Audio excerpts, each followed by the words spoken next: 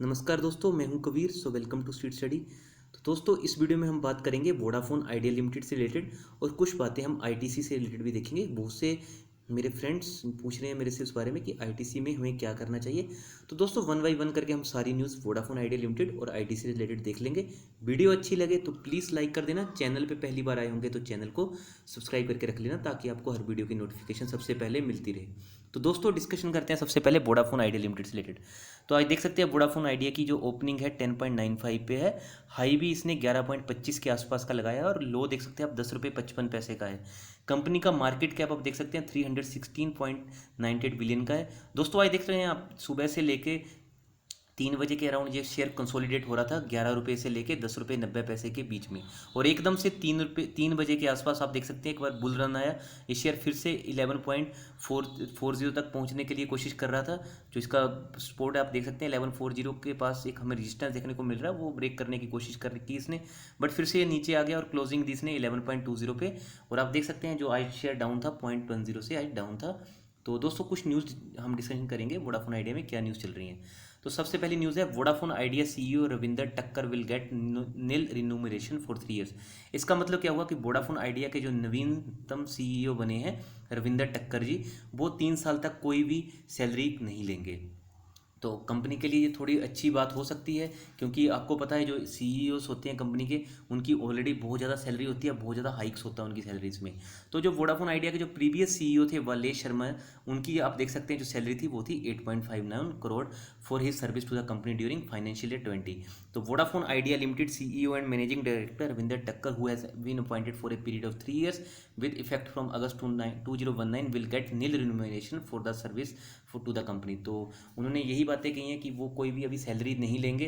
तो definitely company के ऊपर वो कुछ ना कुछ जो लोड पड़ता है सैलरी से रिलेटेड वो कम करने की कोशिश करेंगे।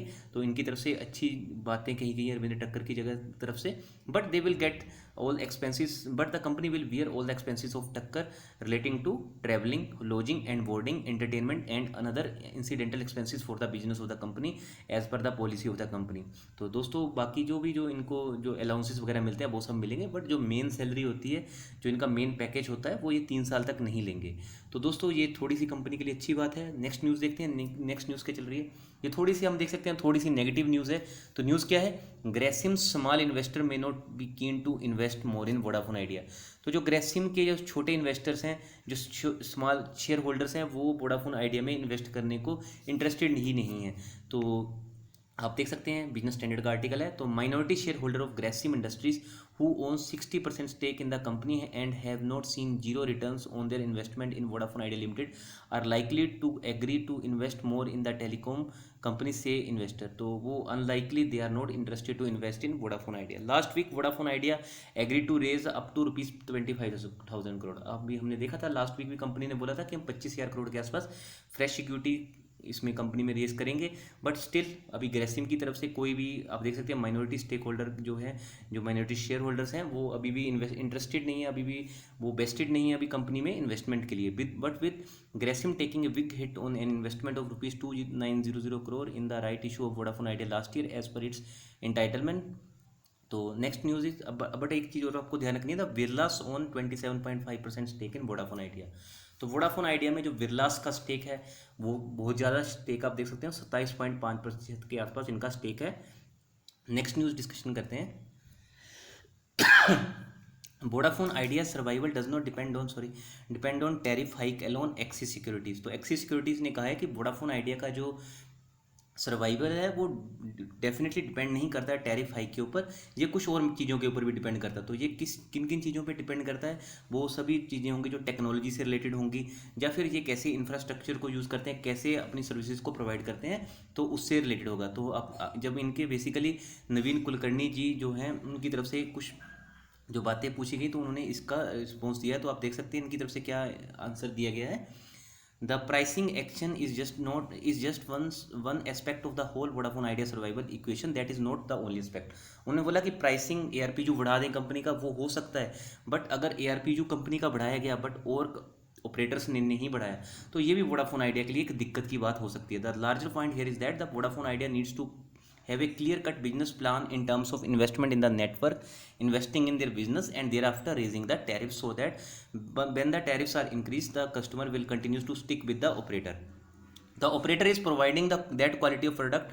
Those are the challenges, I think, for the market. So probably we need to wait and watch out for what actually happens, and thereafter we will start seeing price hike.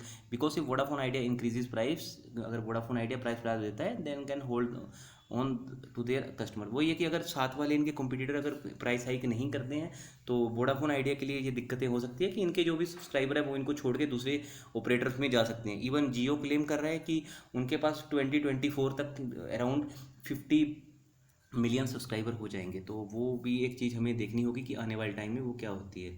तो next news discussion करेंगे। देख सकते हैं, as Vodafone Idea becomes Vi, a look at the challenges with the rebranding.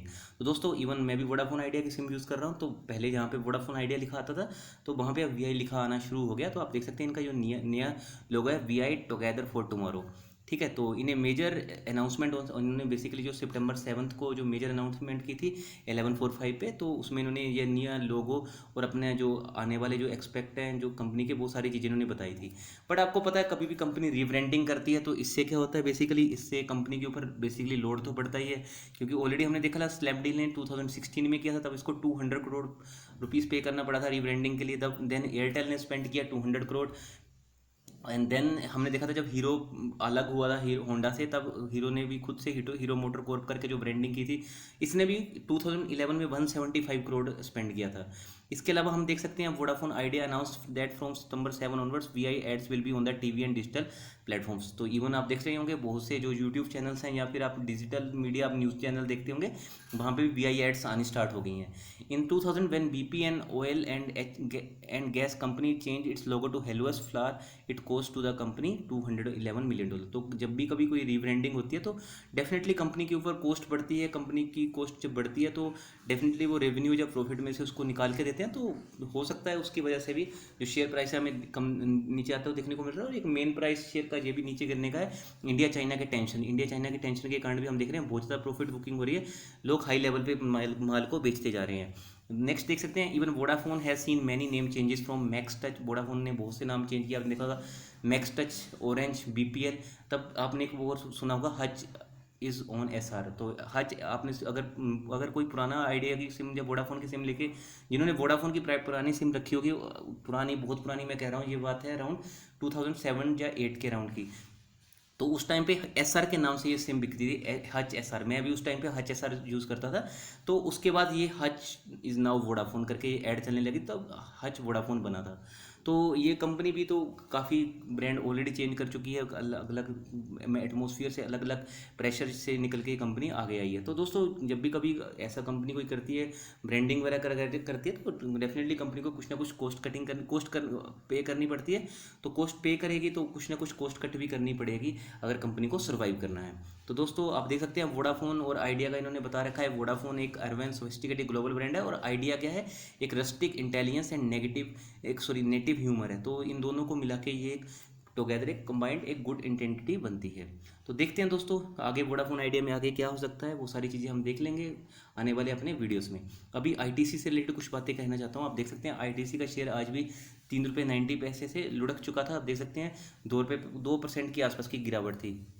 आज भी ये share आप देख सकते हैं 12 बजे से लेकर 3 बजे के आसपास सेम कंसोलिडेटेड जोन में था। एकदम से 3 बजे इस शेयर में भी हमें कुछ तेज़ी आती हुई देखने को मिली। तो दोस्तों इस शेयर के बारे में आपको यही कहना चाहता हूँ, अगर आपके पास पेशेंस है, अगर आप इसको होल्ड कर सकते हैं, तभी इस शेयर में आइए। नहीं तो आप इस शेयर में आपको बिल्कुल नहीं पढ़ना चाहिए। क्योंकि ये शेयर कैसा है, ये शेयर एक लो बीटा शेयर है। लो बीटा शेयर क्या होते हैं, जो बहुत स्लो चलते हैं। तो यही न्यूज़ हम देख सकते हैं ईटीपी ऊपर, a cheap value wait ITC is a top dividend yielding stock but Indian investors only want growth. तो जो आईटीसी है टॉप डिविडेंड यील्डिंग स्टॉक है, मतलब कि यहाँ से आप बहुत ज़्यादा डिविडेंड कमा सकते हो, बट इसमें जो ग्रोथ होती है वो बहुत कम होती है।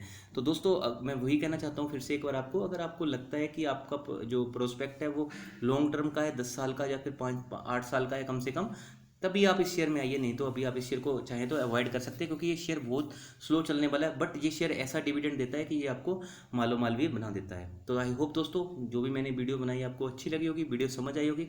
वीडियो अच्छी लगी होगी तो लाइक कर देना, चैनल पर पहली बार आए होंगे तो चैनल को सब्सक्राइब करके रख लेना। बहुत जल्दी मिलेंगे नेक्स्ट वीडियो के साथ।